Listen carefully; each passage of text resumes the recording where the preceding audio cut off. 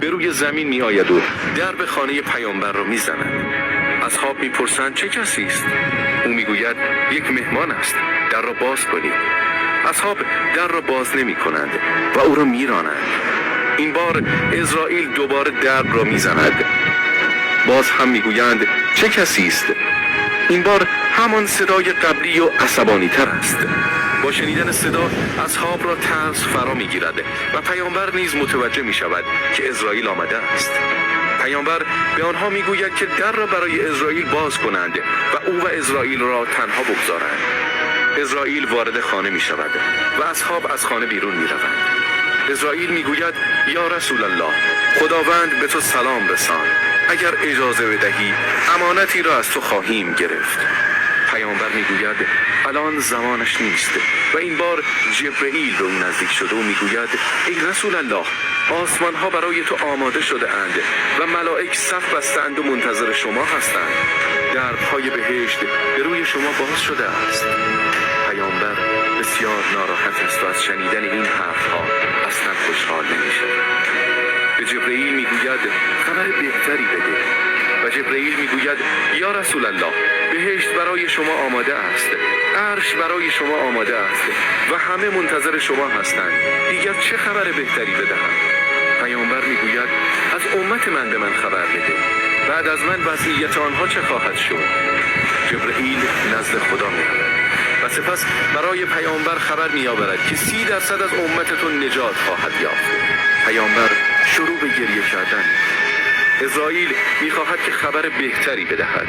جبرئیل دوباره نزد خدا میرود و سپس برای پیامبر خبر میآورد که نیمی از امتتون نجات خواهد یافت. ولی باز هم پیامبر گریه میکند و از او میخواهد که خبر بهتری بدهد. این بار جبرئیل نزد خدا می رود و سپس به پیامبر می گوید که یا رسول الله، از امت تو همه کسانی که تابع اوامر و دستورات تو باشند و از خدا و قرآن اطاعت بکنند همگی نجات خواهند یافت. خیال پیامبر راحت می شود. حضرت فاطمه را صدا می زند و در گوش او چیزی می گوید. حضرت فاطمه گریه می کنند ولی پیامبر دوباره در گوش او چیزهایی می گویند و این بار حضرت فاطمه شروع به خندیدن می کنند. اصحاب که تعجب کرده بودند از او میپرسند چرا اول گریه کردی یا سپس خندیدی؟ حضرت فاطمه میفرماید پدرم در ابتدا به من گفت که خواهد مرد و من به همین خاطر در ابتدا گریه کردم و سپس گفت اولین کسی که بعد از من مسلمان خواهد شد تو خواهی بود و من از این رو خندیدم. حضرت فاطمه فقط 6 ماه بعد از وفات پیامبر زندگی کرد. پیامبر حضرت عزرائیل را صدا میزند و به او میگوید که امانتیت را بگیر. وقتی عزرائیل شروع به گرفتن جان پیامبر میکند، پیامبر بسیار عرق کرده و صورتش قرمز میشود. پیامبر به عزرائیل میگوید که ای عزرائیل، آیا جان امت من را نیز همینطور خواهی گرفت؟ عزرائیل نیز میگوید که یا رسول الله، من جان هیچ کسی را به این راحتی نگرفتم و نخواهم گرفت. پیامبر شروع به گریه کردن میکند و میگوید امت من نمیتوانند این درد را تحمل کنند. همه دردهای آنها را نیز بر من وارد کن و جان من را بگیر.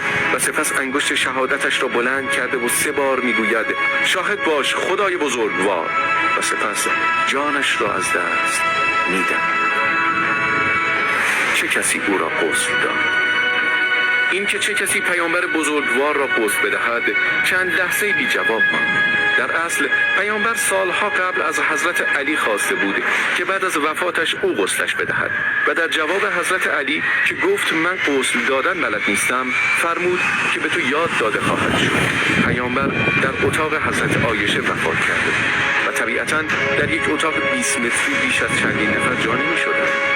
پیامبر در وسط اتاق دراز کشیده بود. وقتی پیامبر فوت کرد ازدحام شد و فقط تعداد اندکی از یاران نزدیک پیامبر را در اتاق راه دادند. علی ابن ابی طالب، عباس ابن عبدالمطلب، فضل ابن عباس، اسامه ابن عباس، اسامه ابن زید و شقران، غلام حضرت پیامبر اکرم و اوس ابن خولی نیز یکی از انصار بود در اتاق وارد شد.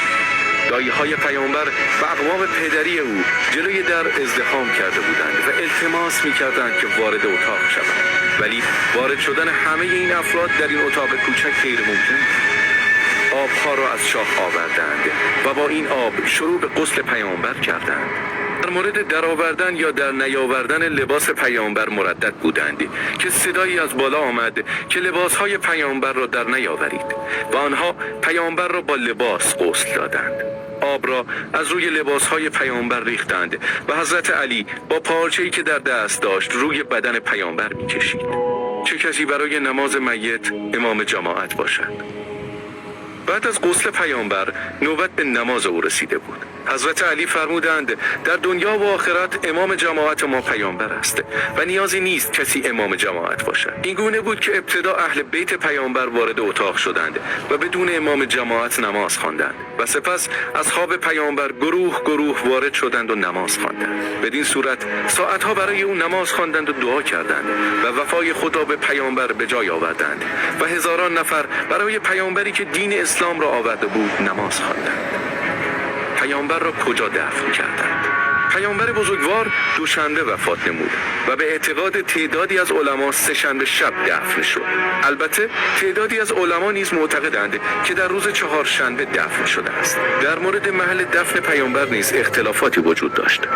مزار باقی، میدان عود و امثال آنها پیشنهاد شد.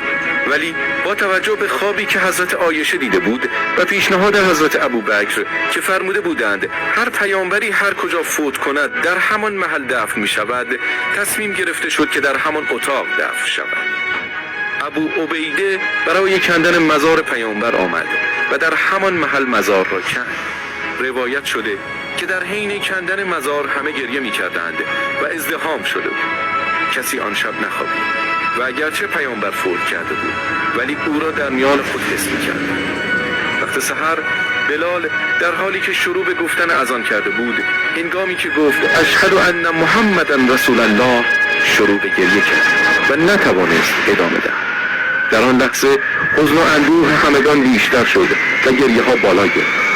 مردم برای دیدن پیامبر به سمت مزار حمله کردند و کسانی که داخل بودند برای جلوگیری از ازدحام درها را قفل کردند. خدایا این چه مصیبت بزرگی است.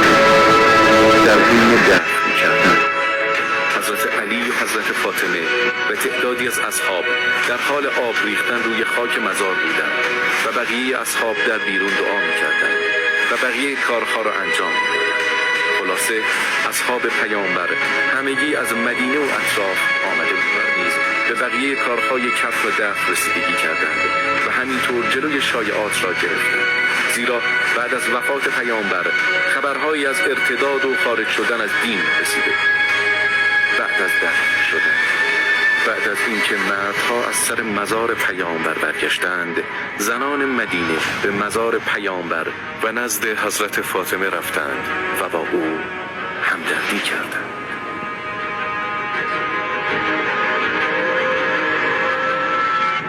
اسرائیل به روی